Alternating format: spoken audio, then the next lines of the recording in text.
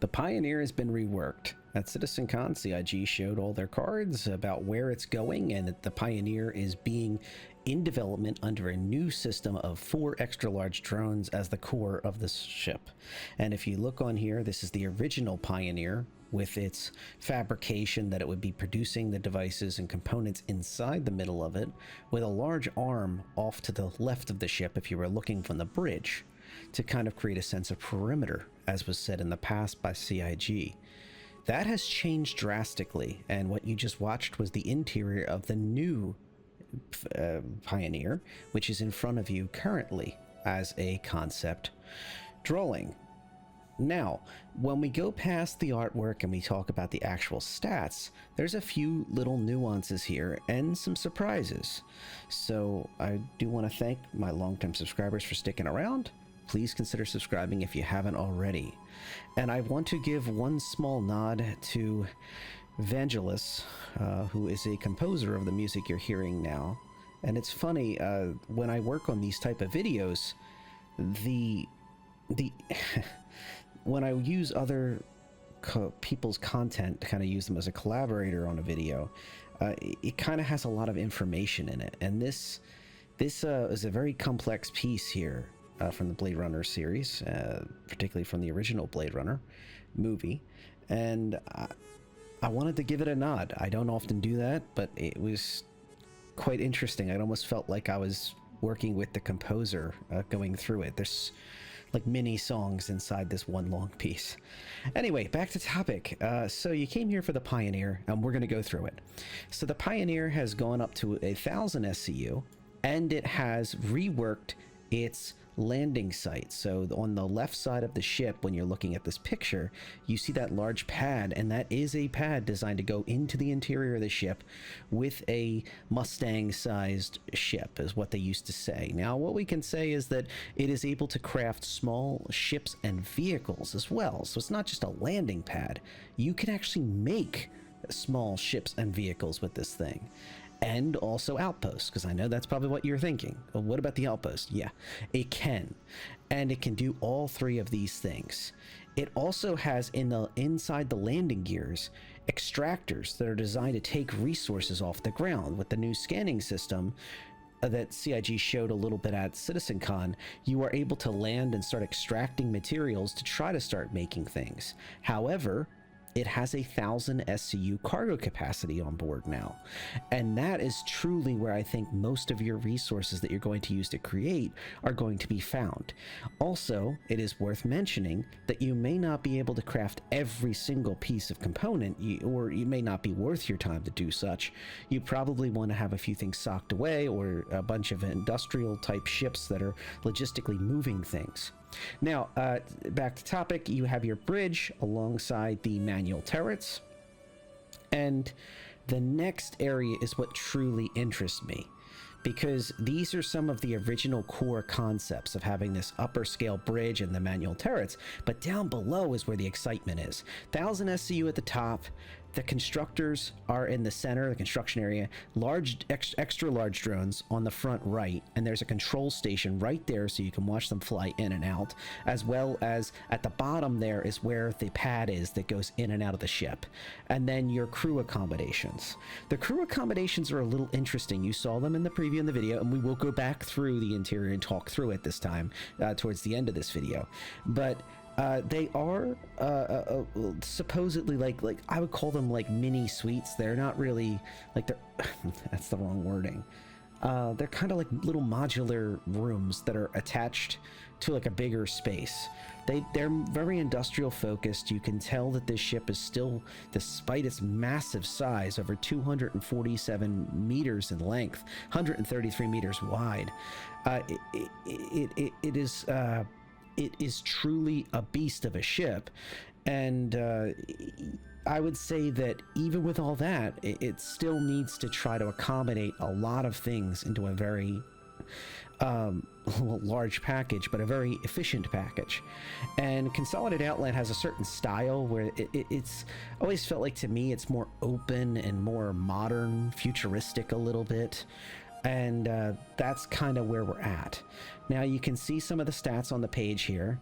One of the more interesting things is that we're up to all capital components on this ship. And one of the things that isn't noted here, that is a little frustrating, is that there isn't an exact commitment to turrets, and there isn't a commitment to PDS, so the point defense system type turrets that will automatically protect this ship from torpedoes and other types of attack. A capital ship of this class should have those type of things.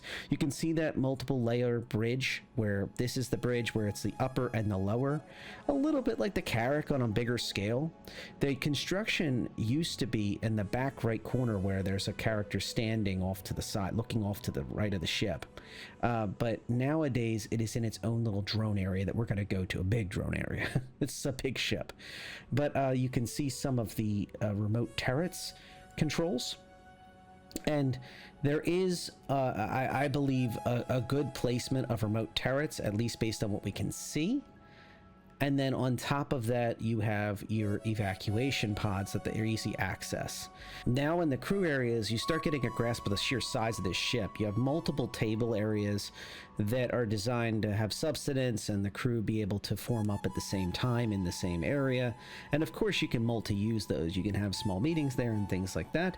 And then when the crew are done their shifts, they can come back to their rooms. These are the type of modular rooms I was speaking about. They can be open and closed. And the idea is that the crew is able to get in and out of that space. You can see these systems are here next to 1,000 SCU of cargo. And there is a kind of loading system for the construction assembly that we passed by, as well as the 1,000 SCU of cargo right here. Time will tell if these cargo lifts are practical or not. And that's a lot of SCU to throw around. Now, here is where the actual extra large drones towards the front of the ship and the one control station for those drones is located. Those boxes are placeholders, like in the other rooms, that are showing you where those extra large drones will be.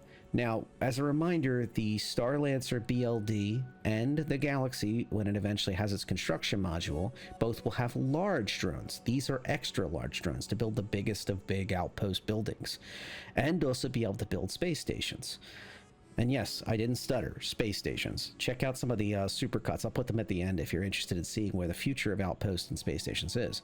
This is something that all the construction areas do now. This is the construction station, where it doesn't show you what's happening inside, and then when the vehicle or the ship or the module or whatever it's building is completed, it pops open the door, and then you can see that access down there to that hangar area that will take you up top. So if you build a ship, the ship can leave. So you can see it there, that they have that hangar area. So the Pioneer in general is one of those things that's a little longer term. So crew said right on the stage that they will not have this ship available right when they start the release of Outpost on day 1, but it will be following after. And with extra large construction drones on the BLD and the Galaxy, and then much smaller vehicle on the CSM series, CSV series, and then the cart running smaller drones. There's been a little bit of ambiguousness of how many drones are where, and how that's all going to handle. And one of the things that is sticking in my mind personally is there a medium drone, and where is it going to be housed? What type of vehicle or ship is that medium drone going to be in? Unless that little CSV variant that can build will have a medium drone packed on the back of it, I'm having a hard time picturing it right now. And I feel like CIG is being a little coy because they've gone out of the way to call these extra large and gone out of the way to call the BLDs large drones. There's one in the middle. So that's just my theory crafting a little bit there, but I'm stating the obvious based on what they've presented. I feel like there's a medium-sized hole somewhere in the lineup. Guess we'll see. All right, that's going to do it for me tonight. I hope you appreciated the music. I hope you appreciated the analysis. I know there's not much to go on here, but it is the Pioneer. It is exciting. I have one myself. I've been hanging on to for years, often on a buyback. And as I said in my previous video, I am certainly hanging on to it now, and I am very excited to see it when it comes out. Remember, if you get a Pioneer, you will eventually get a loaner of the smaller ships. I don't know if it'll be a BLD size loaner, but it will be a loaner that can do the same things usually. Have a great night.